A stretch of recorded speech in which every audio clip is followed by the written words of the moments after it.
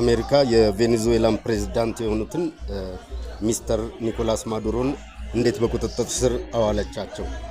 በአካባቢው ሰዓት ከሌሊቱ 8 ሰዓት ገደማ የአሜሪካ የባህር ኃይል መርከቦች በካራካስ በሚገኙ የቬኔዙዌላ ወታደራዊ ጦር ሰፈሮች ላይና ሌሎች ወታደራዊ ጥቅሞች ላይ በቅድሚያ የሚሳኤል ጥቃት ነው የፈጸመችው።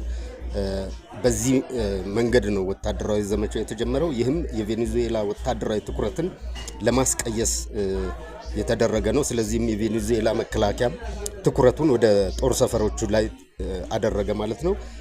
ይህ በእንዲህ እንዳለ እንግዲህ በከፍተኛ ሁኔታ የታጠቁ የአሜሪካ የዴልታ ጦር በመባል በልዩነት የሚታወቀው ቡድን በሄሊኮፕተሮች ጥሶ ገባ።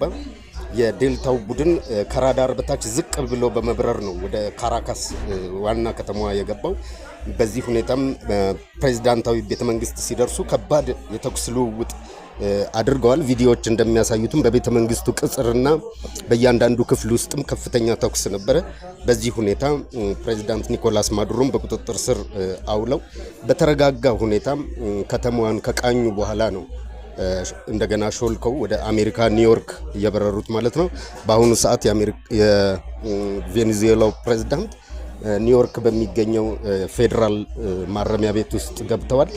በዚያ ማረሚያ ቤት ውስጥ እንደ ፒዲዲን የመሳሰሉ እስረኞች የሚገኙበትን ኒኮላስ ማዱሮና ባለቤታቸውም በዚህ እስር ቤት ውስጥ ይገኛሉ።